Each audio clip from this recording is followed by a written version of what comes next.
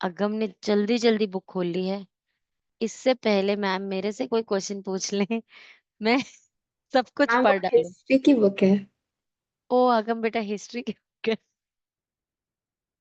Ma'am मैं तो मुंह छुपा रहा था। अच्छा अच्छा, नहीं यार रिकॉर्डिंग में ही दिखा रहा था मैं बहुत पढ़ाई कर रहा हूँ।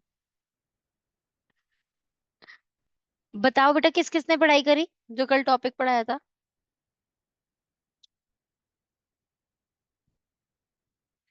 कोई एक भी नहीं। मैम वैसे ये चैप्टर मैंने एग्जाम के लिए प्रिपेयर किया था, तो वो टॉपिक पढ़ा हुआ ही है। हम कल आप एक पूछ बात सकते एक टॉपिक पे बात कर रहे थे, कंबशन और ऑक्सीडेशन। कोई डिफरेंस बता सकता है, किसी को याद है क्या डिफरेंस है कंबशन और ऑक्सीडेशन में? चिन्मय बताओ। हम not exact I don't exactly remember, लेकिन आपके पास कंबशन में कंप्लीट ब्रेकडाउन होता है और बहुत रैपिड होता है, ऑक्सीडेशन से स्लोअर प्रोसेस और कंप्लीट नहीं होता। हैं। ऑल्सो मैम ऑक्सीडेशन में नेसेंट ऑक्सीजन यूज होता है। तो होता क्या है फिर उससे? मतलब दोनों ने ऐसा आंसर दिया है कि दोनों को 3 मार्क्स में से हाफ मार्क्स मिलेंगे। तब क्या मतलब एग्जाम में मार्क्स कैसे आने वाले हैं? ऐसे कि पूरा तो नहीं पता पर इतना पता है कि ठीक है मैम ये मैं पॉइंट्स बता है। दूं क्या? बताओ अगम बेटा बताओ। Ma'am, during combustion, the organic compound reacts rapidly with oxygen and breaks up completely to form carbon dioxide and water vapor, and a lot of heat and light are also produced. Oxidation, the organic compound combines with oxygen provided by an oxidizing agent to form a new compound. Ma'am को बोलूंगी इधर से recording देखने को, और next time बोलूंगी ये cap भी उतरवाने को, कि ये मैम मैं पता चले हिस्ट्री का क्लियरली बोला कि था। बुक से रीड कर रहा था तो। मैम मेरे पास हिस्ट्री की बुक है, हिस्ट्री बुक में क्या लिखा होता है? हम्म। कौन बता सकता है मुझे कंबशन में क्या प्रोडक्ट्स बनते हैं? और हीट एंड लाइट। अच्छा वो प्रोडक्ट्स हैं। नहीं और मैम, वो तो प्रॉपर्टी कंबशन है। में carbon dioxide, water ma'am plus C H heating light three release होता और ऑक्सीडेशन में क्या होता है? है। ऑक्सीडेशन में ma'am C ethanoic H acid three plus water C O that's it, एक ही प्रोडक्ट बनता है plus CH3COOH। Water ma'am and what plus and H2। H2O। अच्छा प्लस H2। क्यों बनता है ये एसिड, क्यों बन जाता है?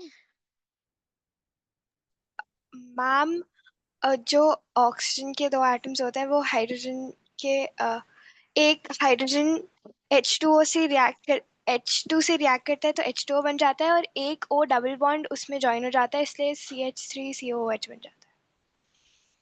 और किसी को कोई डिटेल में कुछ एक्सप्लेन करना है यहाँ पर? क्योंकि अभी तक यहाँ पर एक भी फुल मार्क आंसर नहीं है। मैम कैन यू अभी तक रिपीट सब द लोग क्वेश्चन? मैक्सिमम कर पाए हो 1.5 मार्क तक का। आउट ऑफ 3 अभी तक आप लोग को 1.5 मार्क मिले, सबके सहयोग से जो आंसर बना है उससे। तो क्वेश्चन ये है विदुषी बेटा कि अल्कोहल को अगर ऑक्सीडाइज करें तो क्या होता है, मतलब कंबशन करें तो CO2H2O हीट एंड लाइट बन रहा है, दैट इज ऑब्वियस क्योंकि वो एक हाइड्रोकार्बन है। पर अगर उसे ऑक्सीडाइज करें, oxidation and combustion they are different, है ना? तो अगर उसे ऑक्सीडाइज कर दे तो क्या होता है, दैट इज द क्वेश्चन।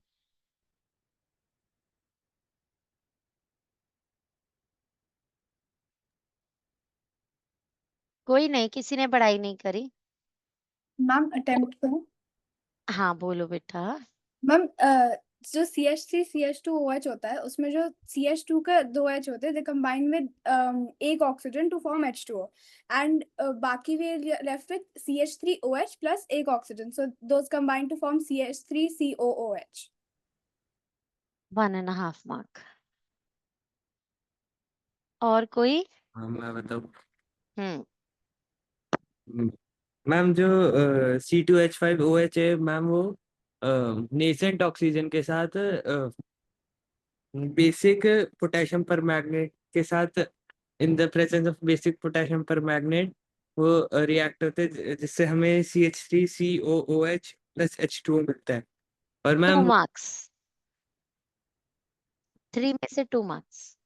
या फिर मैम एक कीवर्ड एसिडिफाइड मिसिंग था कि he gave us a keyword, वहां पर एक ऑक्सीडाइजिंग एजेंट का नाम सब मिस कर रहे थे। तेजस गेव में 2 मार्क्स हो गए 3 में से। आगे कंप्लीट कैसे होगा? Ma'am acidified dichromate. वो तो ऑप्शन है, इधर एल्कलाइन पोटेशियम पर मैंगनेट यूज कर लो एज ऑक्सीडाइजिंग एजेंट, या फिर एसिडिफाइड पोटेशियम डाइक्रोमेट यूज कर दो, एक ही बात है। दोनों में से एक और का ऑप्शन है, कोई एक ऑक्सीडाइजिंग एजेंट यूज करना पड़ता है। और मैम वो फ्रेशली प्रिपेयर्ड ऑक्सीजन के साथ रिएक्ट होता है। मैम वो उसका कलर लूज हो जाता है and it becomes neutral. complete that. You are now about to complete it for 3 marks. Ma'am जब न्यूट्रलाइजेशन मेंशन क्यों करना है? हाँ, वो न्यूट्रलाइजेशन हो गया ना, colour fades and all. Neutralization को ऑक्सीडेशन ऐसा कंप्लीट करना पड़ेगा ना, कंप्लीटली ऑक्सीडाइज हो रहा है ना कुछ, तो वैसा एक्सप्लेन करना पड़ेगा ना। नहीं, मैम किसी सो को यू नहीं। ऐड दैट अल्कलाइन जो भी है ma'am until the color fades so you know it's completely oxidized or neutralized. It completely fades. Yes ma'am. No ma'am, until it stops fading. Till it It stops fading. stops fading or it completely fades. Until it stops fading. Why would it stop fading? Ma'am, because it stops neutralizing. Because it stops what? No. because Oxidizing. Why would it stop oxidizing if you have an oxidizing agent there? Oxygen नहीं है. ma'am because all the ethanol is turned into ethanoic acid and it is All the ethanol is oxidized now to an acid. So it stops fading away because all the ethanol now is oxidized to an acid. Got it or not? नहीं explain करोगे 3 marks नहीं मिलने वाले हैं इस question में। ये सब कीवर्ड्स हैं। If you miss potassium permanganate, alkaline word भी मिस कर दिया, वहां भी एक क्वेश्चन मार्क डलेगा, हाफ मार्क कट हो जाएगा। अगर आपने ये पूरा ही मिस कर दिया ऑक्सीडाइजिंग एजेंट, आप ये चीज बताओगे कि एक्चुअली क्या हो रहा है। सुनो ध्यान से, जो एसिडिफाइड, जो अल्कलाइन पोटेशियम पर मैंगनेट है, सुनो पहले ध्यान से, जो अल्कलाइन पोटेशियम पर मैंगनेट है वो ऑक्सीडाइजिंग एजेंट है, मतलब वो खुद रिड्यूस हो रहा है, मतलब वो अपना ऑक्सीजन, एटॉमिक ऑक्सीजन फ्री कर रहा है, रिलीज कर रहा है। तो जब आप वो डाल रहे हो पर्पल कलर का जो पोटेशियम पर मैंगनेट आप वहां पर ऐड कर रहे हो drop by drop into the alcohol, तो वो क्या होता है, वो उसके अंदर जाता है और वो उसे अपना ऑक्सीजन दे देता है पोटेशियम पर मैंगनेट, और खुद फेड अवे हो जाता है क्योंकि वो पर्पल कलर का था, now it is no more potassium permanganate, उसका कलर डिसअपियर हो जाता है। आप फिर से डालते हो, वो फिर अपना ऑक्सीजन सप्लाई कर देता है, potassium permanganate is no more potassium permanganate now, and then वो अपना कलर फेड अवे कर देता है। आप डालते जा रहे हो, डालते जा रहे हो, जब पूरा का पूरा बीकर में अल्कोहल जो है वो एसिड बन चुका, तो अब वो ऑक्सीजन और एक्सेप्ट ही नहीं करेगा। That is all been oxidize now. तो जब वो एक्सेप्ट ही नहीं करेगा तो वो ऑक्सीजन देगा किसको, वो रिड्यूस होगा ही नहीं। वो रिड्यूस नहीं होगा तो वो कलर फेड अवे नहीं करेगा। तो that is how it stops fading its colour. Got it or not?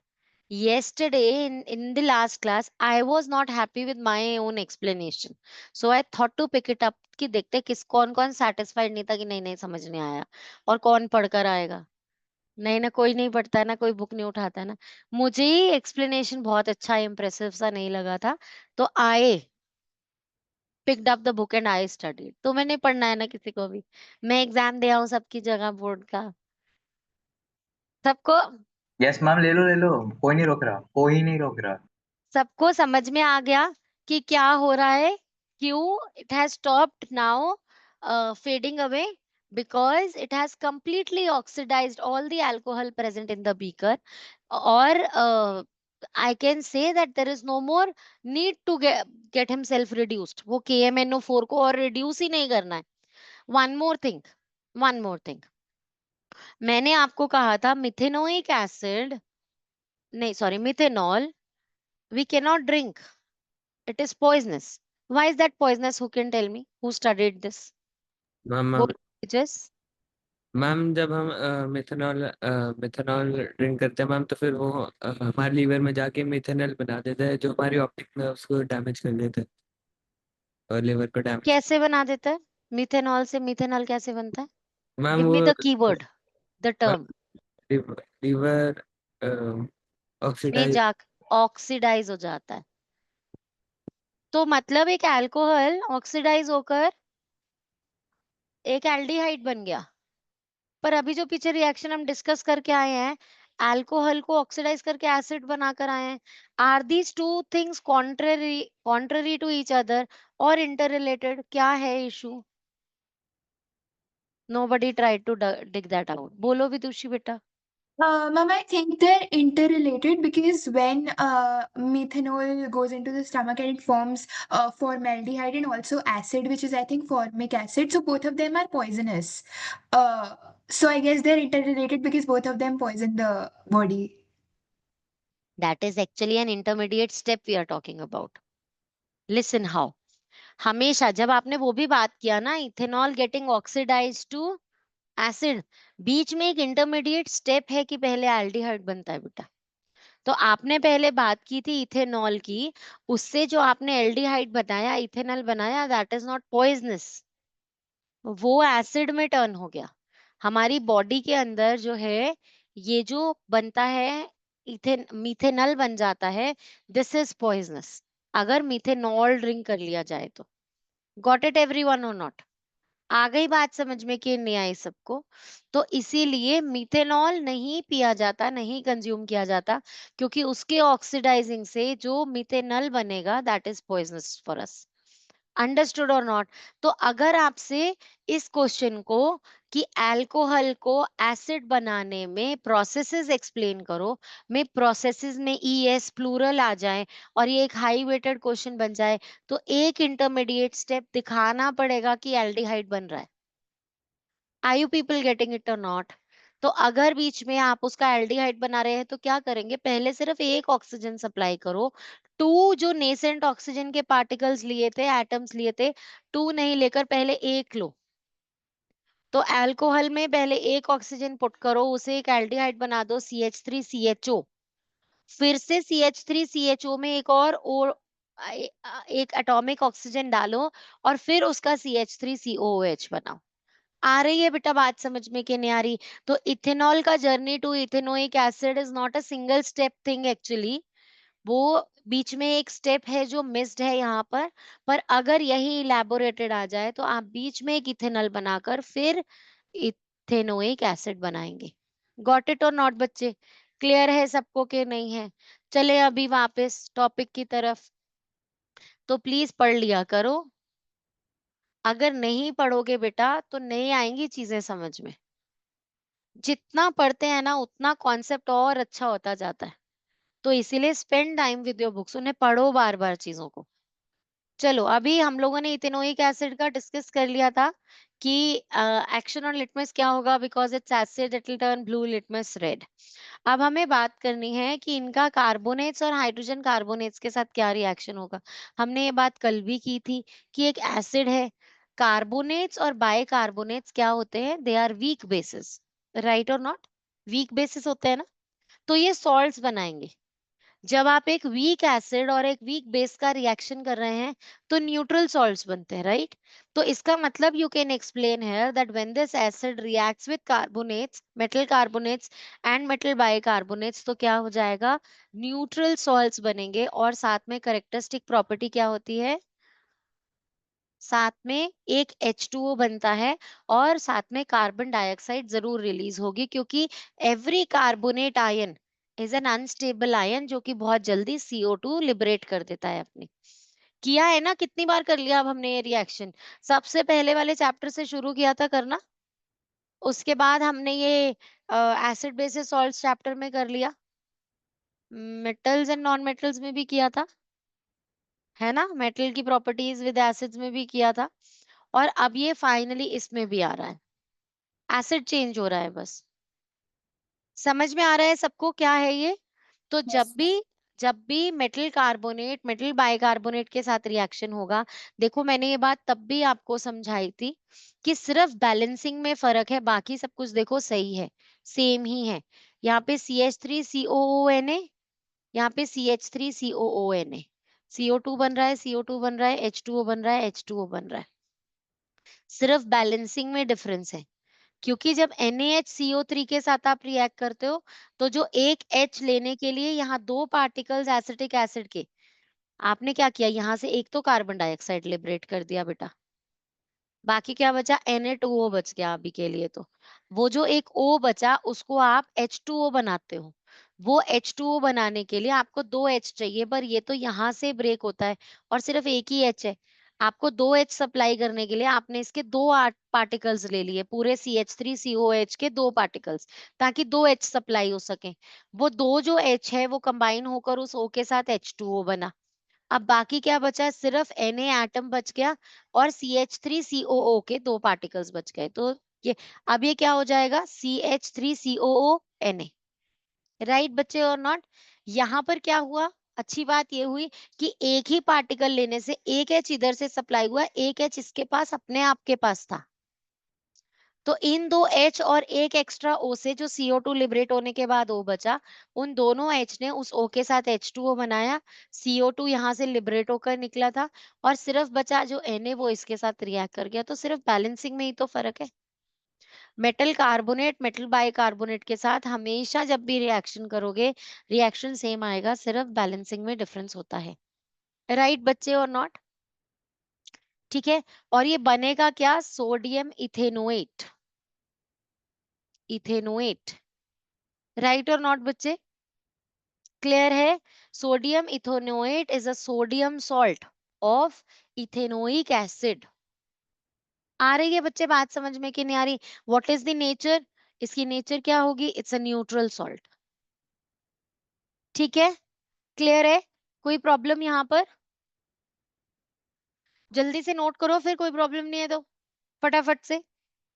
यहाँ पर हमें इसके इस रिएक्शन के होते हुए ब्रिस्क एफरवेसेंस दिखेगी कार्बन डाइऑक्साइड की, और अगर हम इसे लाइम वाटर से पास करेंगे it will turn lime water milky.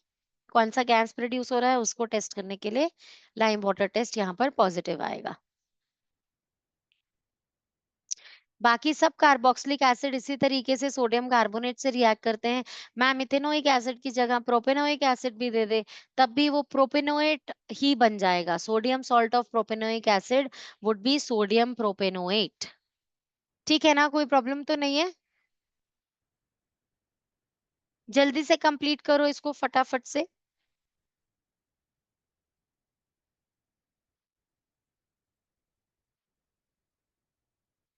This reaction can be used as a test for carboxylic acid, ethanoic acid. Ethanoic acid के टेस्ट की तरह हम इसे यूज कर सकते हैं। क्या, the reaction between ethanoic acid and sodium carbonate can be performed as follows. आपने एक बॉइलिंग ट्यूब लिया, उसके अंदर डाइल्यूट इथेनोइक एसिड और सोडियम कार्बोनेट पुट कर दिया दोनों साथ में, और यहाँ से जो एफरवेसेंस आ रही है आप उसे लाइम वाटर के अंदर डिलीवरी ट्यूब की हेल्प से डिस्चार्ज कर रहे हो। Lime water turning milky shows carbon dioxide gas produce हो रही है यहाँ पर। ठीक है ना बच्चे, आ गया सेटअप समझ में कि नहीं आया। Only carbon dioxide gas can turn the lime water milky. So this experiment proves that when ethanoic acid reacts with sodium carbonate, then carbon dioxide gas is evolved. तो कार्बन डाइऑक्साइड गैस निकल रही है वहां पर।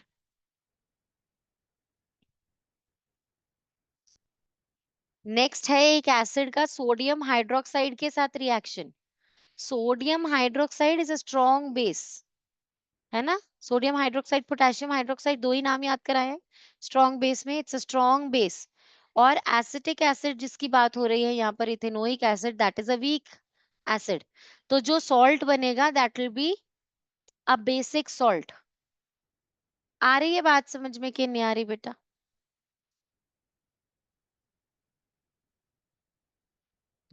In the reaction with bases, ethanoic acid behaves just like mineral acid HCl.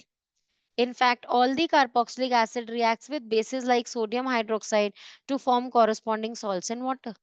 क्योंकि acid base neutralization reaction ही तो हो रहा है यहाँ पे। कुछ नया तो नहीं पढ़ रहे हैं, बताओ। सिंपल है ना। उसके बाद स्टेरिफिकेशन, नो राइटिंग टाइम चाहिए, लिख रहे हो कुछ तो राइटिंग टाइम दूं या चलूं आगे।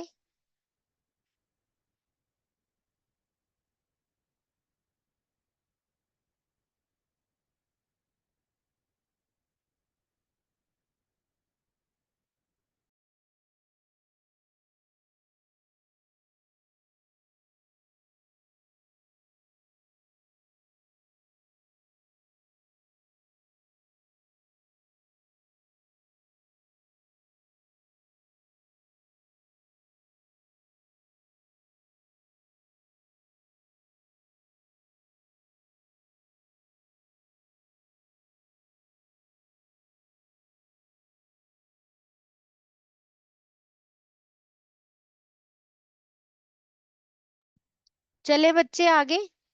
स्टेरिफिकेशन हम लोगों ने कल भी डिस्कस किया था, इट्स द सेम।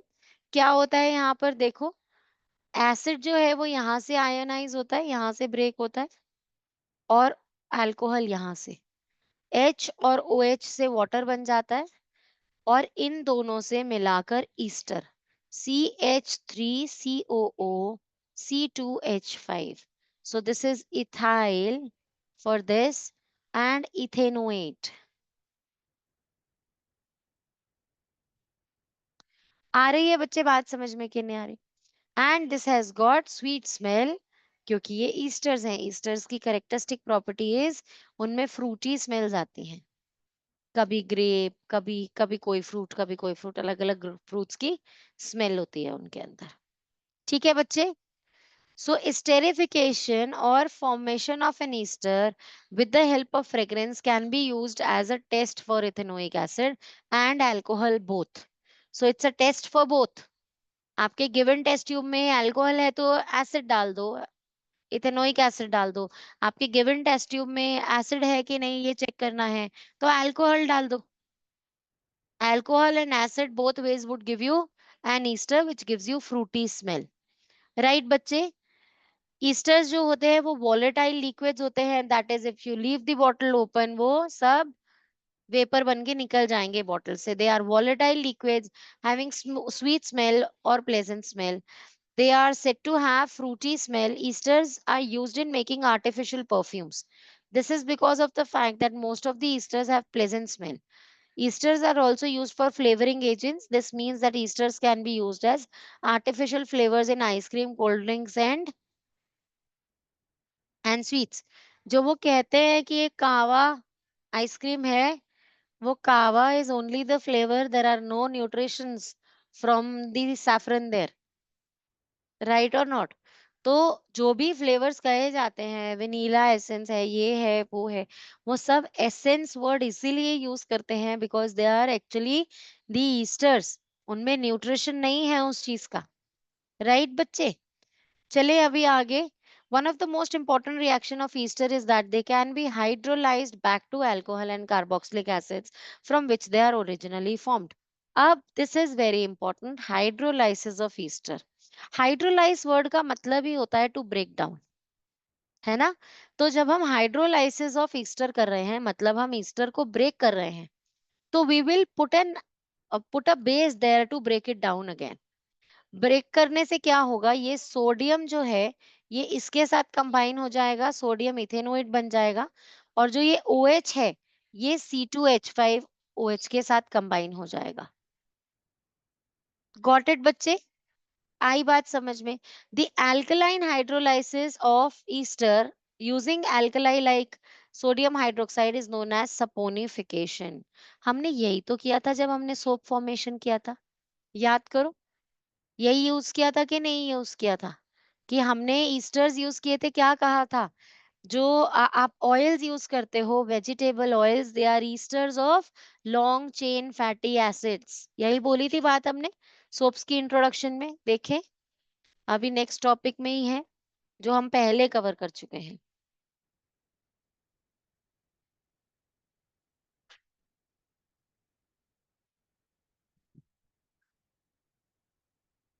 कहाँ लिखी थी वो लाइन? ये रहा। Fats and vegetable oils are naturally occurring esters of higher fatty acids, long chain carboxylic acids, है ना? पढ़ा था ना कि नेचुरली अकरिंग ईस्टर्स हैं ऑयल्स, वेजिटेबल ऑयल्स। तो हमने इन्हीं की हेल्प से, तो इन्हीं में ही तो सोडा, कॉस्टिक सोडा NaOH डाला था और थोड़ा सा वार्म करके इससे सोप बनाया था। इसीलिए हाइड्रोलाइसिस ऑफ ईस्टर, ईस्टर को ब्रेक करने वाले रिएक्शन को सपोनिफिकेशन में यूज किया जाता है in the formation of soap. Getting it or not बच्चे? कौन बताएगा मुझे without looking in the book कि पिंच ऑफ समथिंग ऐड करते थे? Ma'am salt. Salt. क्यों? मैम ताकि it can be form solid ma'am, नहीं तो it wouldn't be. Ma'am catalyst to speed up the process. तो ताकि no, it is not for speeding it up. वो scum की तरह आएगा ऊपर, जो सोप बनेगा ना वो बिखरा सा आएगा ऑयल के ऊपर, उसका उसको केक केक नहीं बना बनाने के लिए पाओगे, केक नहीं बना पाओगे, सोप केक नहीं बनेगा उसका। आप इकट्ठा करोगे वैसे हैंड में से पूरा स्कम की तरह निकल जाएगा। तो आप उसको इकट्ठा करने के लिए आप उसमें सॉल्ट डालते हो और वो सब क्या होता है, वो इकट्ठा होना शुरू हो जाता है। अब आप उसे ऐसे प्रेस करोगे तो उसमें से वाटर रिलीज हो जाएगा सारा, और अब फिर वो केक बन जाएगा। बड़ी सिंपल सी यार, छोटी छोटी सी वो मिलती है, किट्स मिलती हैं सोप की, और वो उसमें वही है एक्चुअली। अगर वो सोप वो लेकर आओ ना, किट्स लेकर आओ सोप की, जो छोटे छोटे बच्चे एक्टिविटीज करते हैं, तो उसके अंदर यही है, बस आपको स्टर करना है, उसे हल्का सा वार्म करना है और लास्ट में उसमें सॉल्ट ऐड करना है, तो फिर आप बच्चों वाले सोप केक्स बना सकते हो। ऐसी बहुत सारी वर्कशॉप्स होती है जो आप अटेंड कर सकते हो, है ना। चले अभी आगे, आगे नहीं पीछे, पीछे भी क्यों, फिनिश हो गया टॉपिक, ओवर। यही पढ़ना था। टेस्ट ऑफ कार्बोक्सिलिक एसिड हम पहले ही पढ़ चुके हैं। सोडियम कार्बोनेट बाइकार्बोनेट टेस्ट कर लो उसके ऊपर। CO2 का formation will show you that वहां पर जो यूज है वो एक एसिड है, इथेनोइक एसिड है। ईस्टर टेस्ट, आप उसके अंदर एक अल्कोहल पुट कर दो, फ्रूटी स्मेल आएगी तो taken substances and acid. Litmus test कर लो। आ गई बच्चे बात समझ में कि नहीं आई? ठीक है। हाइड्रोलाइसिस ऑफ ईस्टर बहुत इंपॉर्टेंट है एग्जामिनेशन पॉइंट ऑफ व्यू से। यूजेस खुद से करोगे प्लीज, बच्चे नहीं हो आपके, ये भी मैं बताऊं तो बहुत बेसिक से यूजेस है, इनको पढ़ लेना। And with this chapter is over today. ठीक है बच्चे, अब जल्दी से फटाफट से बैक एक्सरसाइजेस करना शुरू करो, लेकिन बैक एक्सरसाइज में प्लीज जिस भी क्वेश्चन कॉन्सेप्ट का क्वेश्चन है उस कॉन्सेप्ट को जाकर पैराग्राफ वाइज रीड करो। आपको लखमीर सिंह इंश्योर करती है कि जितने क्वेश्चन है अगर आप सारे ढूंढने के लिए चैप्टर के अंदर डाइव करते हो तो आपको स्लोली पूरा चैप्टर रीड करना ही पड़ेगा। तो जिन बच्चों को बहुत अच्छा वो नहीं लगता है, मोटिवेटिंग नहीं लगता है कि अब समझा तो दिया मैम लाइन बाय लाइन, अब इसको क्या फिर से रीड करें, तो वो बच्चे ऐसे कर सकते हो प्रैक्टिस की क्वेश्चन आंसर्स के लिए वापस डाइव करो अपने चैप्टर के अंदर और वहां से आंसर ढूंढ के लाओगे तो फिर ज्यादा अच्छे से रिटेन कर पाओगे उसे। ओके एवरीवन, चलो हो जाओ शुरू जल्दी से। और जिसने रिकॉर्डिंग मिस की है वो प्लीज रिकॉर्डिंग देख लो। आई थिंक आज भी रिकॉर्डिंग अपलोड हो गई है, दोनों दो लास्ट जो सेशंस थे कार्बन एंड इट्स कंपाउंड के वो अपलोड हो चुके हैं बच्चे।